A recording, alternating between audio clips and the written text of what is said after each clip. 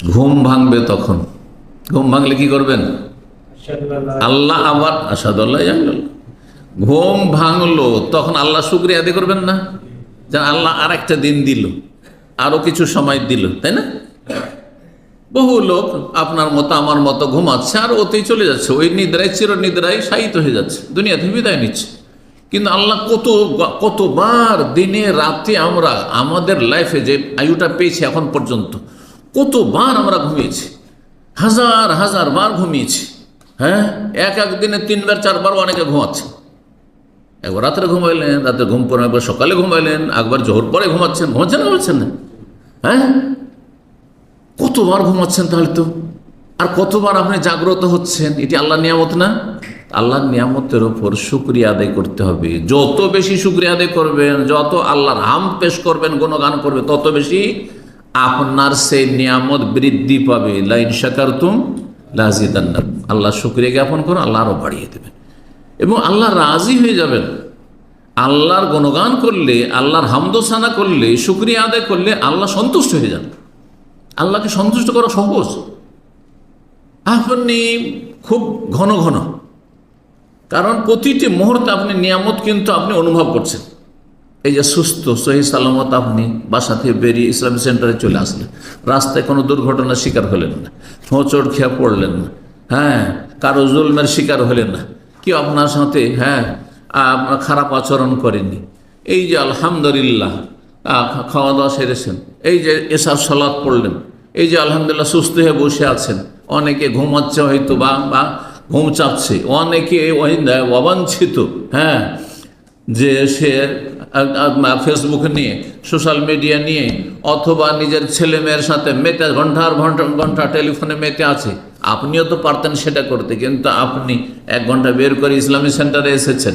আল্লাহ শুকরিয়া আদায় করবেন না? ইন্নাল্লাহ লা ইয়ারজা আনিল আবদি। নবী সাল্লাল্লাহু আলাইহি ওয়াসাল্লাম বলেছেন, সহিহ মুসলিম হাদিস, আল্লাহ সেই বান্দার ওপর রাজি হয়ে যান। তাহলে আমাদের গুনার কারণে আল্লাহ অসন্তুষ্ট হন। যখন আল্লাহ অসন্তুষ্ট হন তো আমাদের উচিত কি? সন্তুষ্ট করা, রাজি করা। বাপ মা যদি অসন্তুষ্ট হয়ে যায় তো আমরা কি করি? রাজি করার চেষ্টা করি, দেখি কিভাবে রাজি করা যায়, কিভাবে একটু খুশি করা যায়, সন্তুষ্ট করা যায়। তো আল্লাহর জন্য উত্তম উদাহরণ রয়েছে। আল্লাহকে রাজি করার তরিকা খুব সহজ। ইন্নাল্লাহ লা ইয়ারজা আনিল আবদ, বান্দার আল্লাহ সন্তুষ্ট হয়ে যান। ইযা আকালাতা, যখন বান্দা খাবার খায়, ফায়াহমাদুহু আলাইহা, তারপরে আলহামদুলিল্লাহ বলে। হ্যাঁ, একটা কিছু খেলেন আপনি, আলহামদুলিল্লাহ। একটু পানি খেলেন, আলহামদুলিল্লাহ, বিসমিল্লাহ বলে শুরু। আর যে ঢোকটা গিলতে বলেন, অনেকে ঢোক গিলতে পারছে না, সুবহানাল্লাহ। চিন্তা করুন, যারা অসুস্থ তাদেরকে জিজ্ঞাসা করেন, 1 ঢোক পানি খেতে পারছে না, একটা লোকমা ভিতরে নিতে পারছে না, সুবহানাল্লাহ। যারা ক্যান্সারে আক্রান্ত, জিজ্ঞাসা করেন যে কি অবস্থায় আছে, সুবহান। যাদের নাক দিয়ে খাবার দিতে হচ্ছে, অথবা কোনো খাবারই হজম করতে পারছে না, হজম শক্তি শেষ হয়ে গেছে, বলুন আলহামদুলিল্লাহ। খাবার খেয়ে লাভ আপনার, খেলেন আপনি। আর আল্লাহর শুকরিয়া আদায় করা যায় বলে আলহামদুলিল্লাহ। হ্যাঁ, ফলস্বরূপ কি হলো? আল্লাহ আপনার ওপর অসন্তুষ্ট হয়তো ছিলেন কোনো পাপের কারণে, ভুলের কারণে, অন্যায়ের কারণে, আল্লাহ রাজি হয়ে গেলেন। সুবহানাল্লাহ। ইন্নাল্লাহ লা ইয়ারজা আনিল আবদি, বান্দা রাজি হয়ে যাবেন। জি, এই জন্য বেশি বেশি আল্লাহ শুকরিয়া আদায় করবেন। যে কথাটা বলছিলাম 4 নম্বর পয়েন্টে, ঘুম থেকে উঠলেন, এটি নিয়ামত। প্রথম কথা, ঘুম হয়েছে, আলহামদুলিল্লাহ, নিয়ামত। তারপরে ঘুম ভাঙলো, আবার আমি জীবন ফিরিয়ে পেলাম। কার রূহ বেরিয়ে চলে গেছিল শরীর থেকে, তার ধরন আল্লাহ ভালো জানেন। রূহ বেরিয়ে যায়, মানুষ মারা গেলে যেমন আত্মা বেরিয়ে যায় শরীর থেকে, ঠিক তেমনি ঘুমন্ত অবস্থায় আত্মা কিন্তু বেরিয়ে যায়। এই জন্য দেখা যায় যে আপনি এখানে আছেন, আর কিছুক্ষণের মধ্যে 5 মিনিট ঘুমিয়েছেন, ওর মধ্যে স্বপ্নে আপনার নিজের বাড়ি থেকে ঘুরে চলে এসছেন। হচ্ছে না?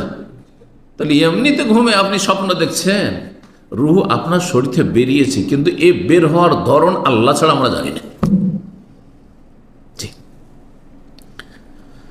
তো আল্লাহ রাব্বুল আলামিন রূহ ফিরিয়ে দিলেন, সময় দিলেন, শুকরিয়া আদায় করেন। হুযায়ফা রাদিয়াল্লাহু তাআলা বর্ণনা করেছেন দলিল, কানান নবী ইযা আখাযা মাদদাহু মিনাল লাইল, নবী সাল্লাল্লাহু আলাইহি ওয়াসাল্লাম রাতে বিছানায় আসতেন ঘুমাবার জন্য, ওয়াদা ইয়াদাহু তাহতা খাদ্দিহি, তার হাত, ডান হাত ডান গালের তলে রাখতেন, এভাবে কাঁধে ডান দিয়ে কাত হয়ে শুইতেন, আর ডান হাতকে কোথায় রাখতেন? এইভাবে রেখে ঘুমাতেন। সুম্মা ইয়াকুল, তারপরে এই দোয়াটি পাঠ করতেন, আল্লাহুম্মা বিসমিকা আমুতু ওয়া আহিয়া, হে আল্লাহ তোমার নামে আমি আমুতু, মরছি। তো মরছেন নাকি আপনি এখন? মানে আমি, ঘুম হচ্ছে মরণের ভাই। আরবিতে একটা প্রবাদ রয়েছে, আর নওম আখুল মৌত, নিদ্রা হচ্ছে মরণের ভাই, মানে মরণের সদৃশ্য। ভাই দুই ভাই মিল থাকে, দেখলে বোঝা যায় এটা ওর ভাই আছে। তো এখানে আখুন মানে হচ্ছে সদৃশ্য। তোমার নাম নিয়ে আমি কি করছি? ঘুমাচ্ছি। ওয়া আহিয়া, আবার জীবন ফিরিয়ে পাবো, আবার আশা করছি জীবন ফিরিয়ে পাবো, বা বহুবার জীবন ফিরিয়ে পেয়েছি আল্লাহ। ওয়াইজা কাম আহাদুকান ফিরাশিহি, হ্যাঁ বলছেন, ওয়াইজা ইস্তাইকাযা, আর যখন ঘুম ভাঙতো নবী সাল্লাল্লাহু আলাইহি ওয়াসাল্লামের, তখন বলতেন আলহামদুলিল্লাহিল্লাযী আহিয়ানা বাদা মা আমাতানা ওয়া ইলাইহিন নুশুর। শুরু হচ্ছে কি দিয়ে? আলহামদুলিল্লাহ দিয়ে। আলহামদুলিল্লাহ, সে আল্লাহর যাবতীয় প্রশংসা, হামদ সানা করছি। আল্লাযী আহিয়ানা, যিনি আমাকে জীবন দান করলেন, জীবনটা ফিরিয়ে দিলেন। বাদামা আমাতানা, আমার মৃত্যুর পরে। তো মৃত্যু হয়েছে মানে আমার নিদ্রার পরে, ঘুমের পরে। তবে আজকে যদিও আল্লাহ ফিরিয়ে দিয়েছেন আত্মা, ওয়া ইলাইহিন নুশুর, একসময় তার কাছেই কিন্তু আমাদেরকে বিক্ষিপ্ত হয়ে চলে যেতে হবে। হ্যাঁ, যেখানে থাকে ছড়িয়ে ছিটিয়ে আল্লাহর কাছে লাইন লেগে আছে, চলে যেতে হবে। লাইন লেগে আছে। আপনি বাংলাদেশে থাকেন, আর সৌদি আরবে থাকেন, আর আপনি পূর্বে থাকেন, আর পশ্চিমে, যেখানে থাকেন না কেন লাইন লেগে আছে। যখন সময় হবে আপনাকে আমাকে চলে যেতে হবে। সহিহ বুখারী 5839 নম্বর হাদিস, আর সহিহ মুসলিমের হচ্ছে 4886 নম্বর হাদিস। আরেকটি হাদিস শোনাই। এই দোয়াটি তো সবার মুখস্থ আছে মোটামুটি। যদি এইটাও মুখস্থ না থাকে তাহলে তো আপনার কিছুই নেই, যে আপনি প্রতিদিন ঘুমাচ্ছেন, আল্লাহ নিয়ামত দিচ্ছেন, আবার ফিরিয়েও দিচ্ছেন, আল্লাহ হায়াত বাড়িয়েও দিচ্ছেন, আর আল্লাহর প্রশংসাই করছেন না। এটা কেমন কথা হইল, তাই না? তো আলহামদুলিল্লাহিল্লাযী আহিয়ানা বাদা মা আমাতানা ওয়া ইলাইহি নুশুর, এটা মুখস্থ। কিন্তু আর একটি দোয়া আছে, আজকে শোনেন। জি, আর আমি আলহামদুলিল্লাহ নিয়মিত পড়ি, দুটোই দোয়া পড়ি। এতে হয় কি, মনে একটা প্রশান্তি হয়, ঘুম থেকে উঠে একটা মনে খুব একটা শান্তি হয়। জি, কারণ দোয়ার অর্থটি অত্যন্ত সুন্দর, খুবই সুন্দর। জি, আবু হুরায়রা রাদিয়াল্লাহু তাআলা বর্ণনা করছেন, আন্না রাসূলুল্লাহ কালা, নবী সাল্লাল্লাহু আলাইহি ওয়াসাল্লাম বলেন, ইযা কাম আহাদুকুম আন ফিরাশিহি, তোমাদের কোনো ব্যক্তি যখন বিছানা থেকে উঠবে, মানে ঘুম থেকে উঠল, সুম্মা রাজাইলে, তারপরে আপনি ধরেন কাজে চলে গেছেন, বাইরে চলে গেছেন, আবার এসে পুনরায় সে বিছানায় ঘুমাবেন। এমনিতে হুট করে গিয়ে আপনি লম্বায় শুয়ে যান না, কারণ হতে পারে সেখানে সাপ বসে আছে। সাপের দেশের মানুষ আমরা।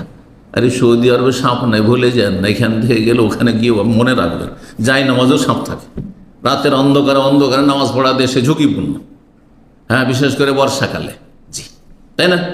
বিচ্ছু পোকামাকড় থাকতে পারে। আরব দেশে বিচ্ছু আছে, সাপ না থাকলে আকরাব আছে, অনেক আছে, মরুভূমিতে আকরাব আছে, বিষাক্ত আকরাব। জি, যেটাকে বলা হয় বিচ্ছু। যখন তোমাদের কেউ কি করে বিছানা থেকে উঠবে, তারপর আবার যদি ফিরে যায় শোয়ার জন্য, ডিউটি যাচ্ছেন আর আসার পর লম্বা হয়ে শুয়ে গেলেন, বিছানাটা ঝাড়লেন না, পরিষ্কার না, অবশ্যই ঝাড়বেন, পরিষ্কার করবেন। তো বলছেন যে সেটাকে পরিষ্কার করার বিশেষ তরিকা আছে, 3 বার করে নবী সাল্লাল্লাহু আলাইহি ওয়াসাল্লাম বলেছেন, ফাইন্নাহু লা ইয়াদরি মা খালাফা আলী। কেন পরিষ্কার করে বিছানাটাকে ঝাড়বেন? কারণ তুমি চলে যাও, বিছানা ছেড়ে চলে যাওয়ার পরে সেখানে কি চড়েছে না চড়েছে জানো না। হতে পারে কোনো পোকা মাকড়, আর কিছু জীবাণু, আর কিছু তো আজকাল জীবাণু বুঝছেন, তাই না? তারপরে বলছেন ফাইজাস্তা যা, তারপর যখন শুয়ে পড়বে তখন যেন বলে, শোয়ার দোয়া কি পড়লেন এর আগে? আল্লাহু ইসমিকা আমুতু ওয়া আহিয়া। আর একটি দোয়া শোনেন, বিসমিকা রব্বি ওয়াদাতু জামবি ওয়াবিকা আরফাউহু ফাইন আমসাকতা নাফসি ফারহামহা ওয়া ইন আরসালতাহা ফাহফাযহা বিমা তাহফাযু বিহি ইবাদাকাস সালিহিন। আলহামদুলিল্লাহ, এটাও পড়ি, এতেও মনে শান্তি হবে। অর্থটি বোঝেন তাহলে বুঝতে পারবেন। বিসমিকা রব্বি, হে আমার রব, হে আমার মালিক, তোমার নামে ওয়াদাতু জামবি, আমার শরীরটা পার্শ্বদেশ বিছানায় রাখলাম, মানে আমি শুইলাম, কাত হইলাম, সোজা কথা, সহজ ভাষা।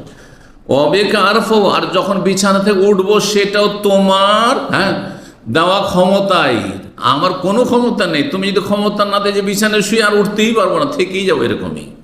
ফাইন আমসাক্তা নাফসি, আল্লাহ যে শুইলাম আমি বিছানায়, যদি এই অবস্থায় আমার জীবনটাকে তুমি রেখে লাও তোমার কাছে, হ্যাঁ, তুমি যদি আমার আত্মাটিকে তোমার কাছে বাধাগ্রস্ত করে রেখে নাও, ধরে যে আর পাঠাবো না, দুনিয়া তার পাঠাবো না, নিয়েছি, তাহলে ফারাহামহা, আল্লাহ তুই রহম করি, এটি আমার শেষ আমল, আর কোনো আমলই নেই, এটি আমার শেষ আমল। হয়তো আর নামাজ পড়ার সুযোগ পাবো না, হয়তো ফজর পড়তে পারবো না, বোঝা গেছে, হয় জিকির আজকার করতে পারবো না, কোনো কিছু করতে পারবো না। ফারহামা, আল্লাহ তার উপর রহম করিও, আমার উপর রহম করিও, আমার আত্মার উপর কি করিও, দয়া করিও, রহম করিও। ওয়াইন আরসাল তাহা, আর তুমি যদি আবার পুনরায় ছেড়ে দাও যে আবার আসুক আমার শরীরে, ফাহফাজহা, তাহলে তুমি হেফাজত করিও, কারণ মেলা দুশ্মন আছে আমার, মানুষ দুশ্মন আছে, জিন দুশ্মন আছে। মানুষ দুশ্মন জানা না থাকলেও জিন শয়তান দুশ্মন তো আছে, অসংখ্য দুশ্মন আছে, কথা বোঝা গেছে। আর তারপর দুশ্মন দুই রকম হয়, দুনিয়ার দুশ্মন আর দিনের দুশ্মন। দুনিয়ার ক্ষয়ক্ষতি এমন কোনো ব্যাপার না, আজকে আছে কালকে নেই, এমনি দুনিয়া থাকবে না আমাদের সাথে। কিন্তু দিনের দুশ্মন, ইসলামের দুশ্মন, আমার ইমানের দুশ্মন যে জিন শয়তান, জাহান্নামে নিয়ে চলে যাবে, জাহান্নামে নিয়ে চলে, ইবলিসের সঙ্গী বানিয়ে দেবে।